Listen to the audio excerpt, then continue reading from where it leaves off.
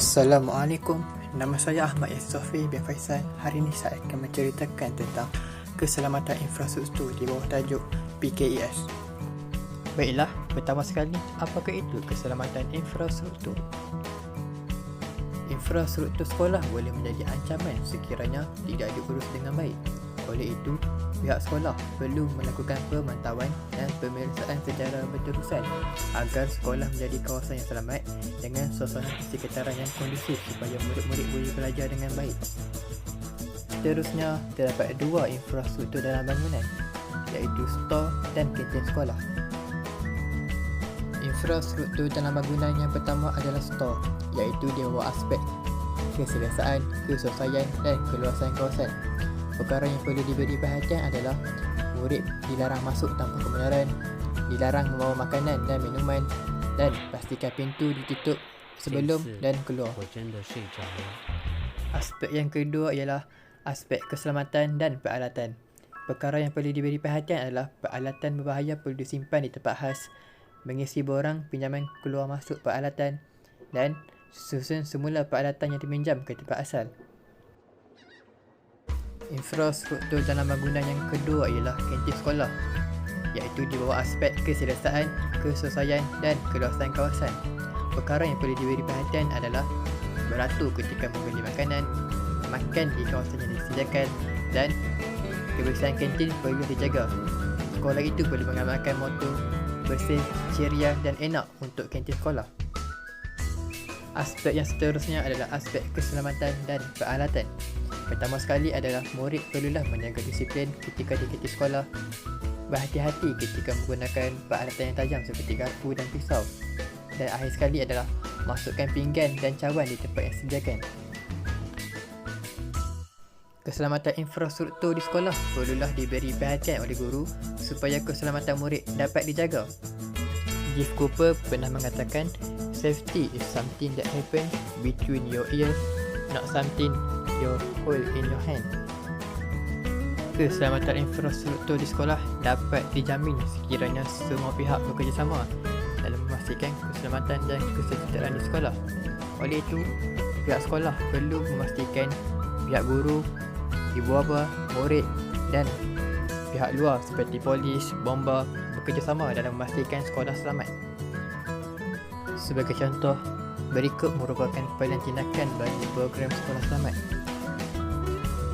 Pelan tindakan program selamat ini perlulah diperinci dan disesuaikan dengan keadaan di sekolah. Matlamat mengadakan pelan keselamatan ini adalah untuk mewujudkan budaya yang selamat di sekolah dan persekitaran secara berterusan dengan sokongan keluarga dan komuniti.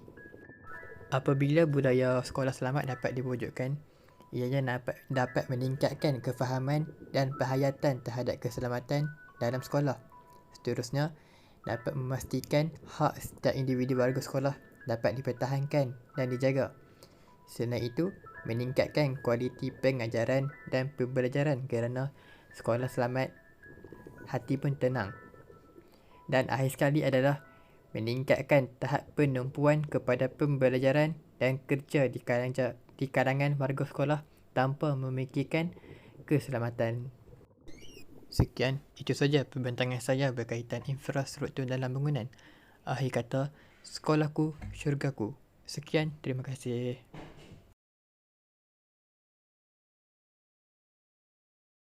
Sejahtera. Okey, salam. Hari ini kumpulan saya terdiri daripada Muhammad Fakri dan Muhammad Muiz, dan saya, Yasir Sofi, akan membentangkan tajuk keselamatan dari aspek infrastruktur. Let us next.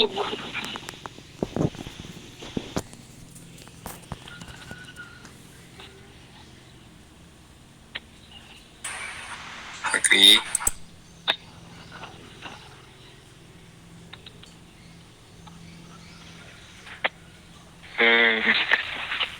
Infrastruktur. Baik.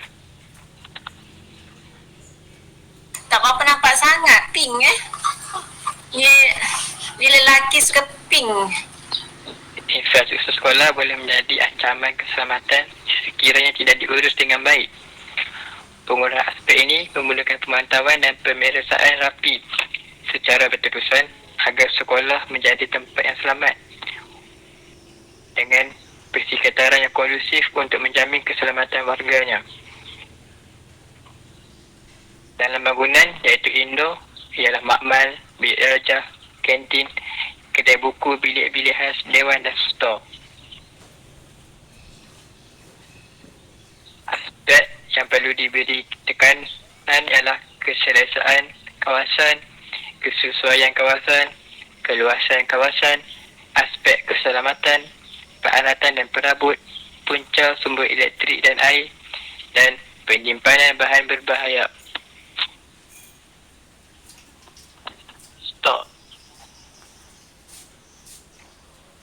Stok mestilah mendapat kebenaran guru sebelum masuk.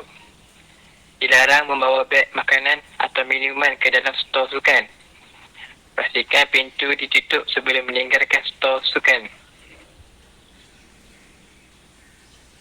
Aspek keselamatan dan penyimpanan bahan bahaya. Peralatan berbahaya haruslah disimpan di tempat khas yang selamat. Tak. Baik. Dah mula. Peralatan dan perabot.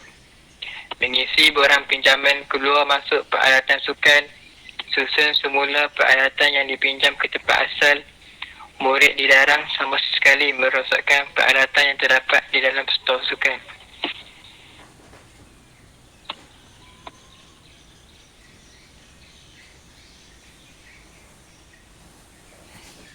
Bilik darjah. Murid-murid dilarang bising, bermain-main, bergurau dan mengganggu ketenteraman kelas. Murid-murid tidak boleh makan atau minum di dalam kelas. Murid-murid juga tidak dibenarkan meninggalkan tempat duduk kecuali dengan izin guru. Murid-murid adalah menjaga kebersihan kelas pada setiap masa. Kau bising masa PDP boleh ke? Boleh. Boleh. Tapi bising yang tidak mengganggu pelajar lain.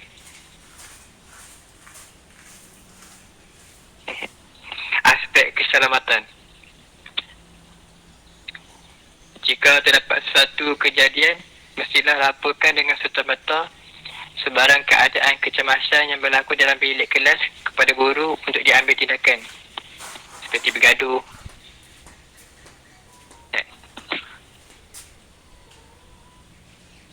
Peralatan dan perabot. Kerusi dan meja adalah disusun dengan teratur.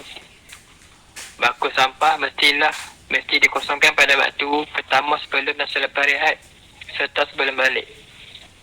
Papan tulis mesti sentiasa dibersihkan sebelum bermulanya waktu mata pelajaran yang diberi ikutnya. Murid-murid mesti menjaga dengan cermat semua maklumat yang dipamerkan di papan kenyataan. Murid-murid tidak dibenarkan mengubah kedudukan tempat duduk di dalam kelas tanpa kebenaran guru.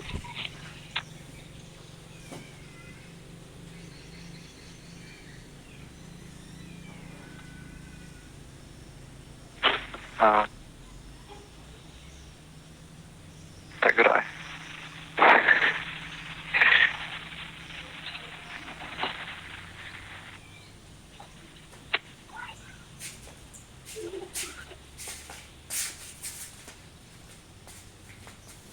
Punca sumber elektrik dan air.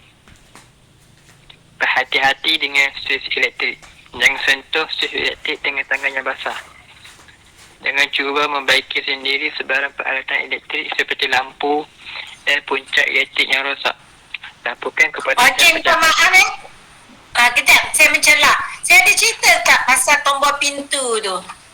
Ada. Tombol ada. Okey, teruskan. Yang mana kan? Tombol pintu yang mana? Yang murid tu terkena mata. Yang tajam Ada tak? juga.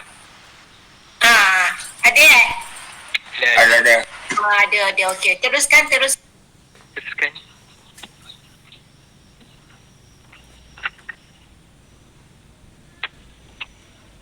Akrinet. Penyimpanan bahan berbahaya. Murid-murid dilarang membawa alatan berbahaya seperti gunting, pisau dan sebagainya tanpa kebenaran dan arahan guru. Murid-murid dilarang membawa marker dan cecair pemadam. Semasa menggunakan peralatan yang berbahaya seperti gunting dan alatan tajam, dalam proses pengajaran, murid-murid mestilah dipantau oleh guru. Murid-murid dilarang menggurau-gurau dan bermain-main semasa menggunakan peralatan yang berbahaya. Kantin. Murid-murid mestilah beratur ketika membeli makanan. Apa sih? Sorry.